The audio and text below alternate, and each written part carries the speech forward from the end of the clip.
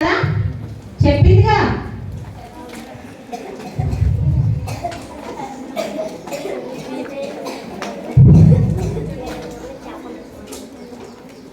ఏంటి చేసేది చెప్పండి.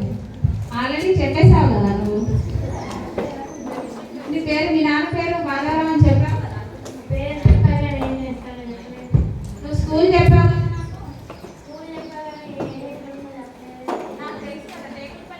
కదా క్లాస్ కూడా చెప్పింది కదా, 7th క్లాస్.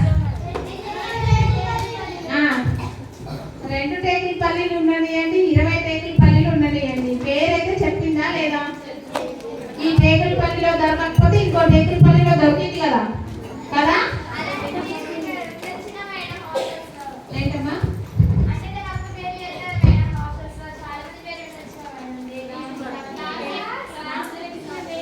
పిలుస్తాను కదా, స్కూల్ బయటకు వస్తాను, టీచర్ గారికి చెప్తాను పలానా దేవి 7th క్లాస్ పిలవండి. వాళ్ళ మదర్ ఫాదర్ పేరు చెప్పింది కదా, సత్య మాధవరావు గారి వాళ్ళ పాపని పిలవండి అని చెప్తా.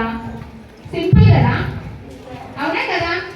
నాకు తను ఏం చేసింది, సింపుల్ వేలో చెప్పేసింది కదా, నేను ఇదే ఫాలో అవుతాను. తను వస్తుంది, నేను ఒకసారి కాకపోతే ఇంకో 2వ సారి కూడా వస్తాను. పలానా తీసుకొచ్చానమ్మా, తీసుకో, నేను మీకు చుట్టాలు అవుతానని చెప్పేసి చెప్తాను. టీచర్ గారు ఏమనుకుంటారు, కాబట్టి తను వచ్చారని చెప్పేసి అనుకుంటారు కదా. అలా చెప్పొచ్చు అసలు మీరు అడ్రస్ చెప్పకూడదు కదా. చెప్పడం వల్ల ఏమవుతుంది, చైల్డ్ ట్రాఫికింగ్ అవుతుంది. అంటే మిమ్మల్ని తీసుకెళ్ళిపోయి ఎక్కడో ఒక దగ్గర అమ్మేస్తారు. అర్థమవుతుందా? వేరే వేరే దేశాలకి ఇప్పుడు కొన్ని సినిమాస్ లో చూస్తుంటామా, అక్కడ కిడ్నాప్ చేసేది ఒక అమ్మాయి ఉంటుంది, కానీ ముందుకు వెళ్ళిన తర్వాత ట్రక్ ఓపెన్ చేస్తే చాలా మంది ఉంటారు, నెంబర్ ఆఫ్ ఉంటారు కదా. బాధపడుతూ హీరో రాగానే అన్నయ్య అనుకుంటూ వచ్చేసి చూసారా ఎవరైనా? ఈ రీసెంట్గా ఏ సినిమా చూసారా?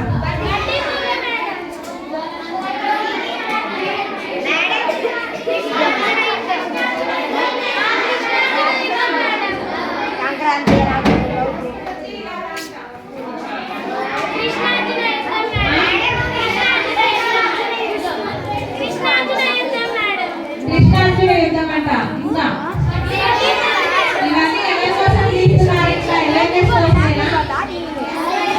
మీకు కొంత లోకంలో ఉంటారనే కదా కదా.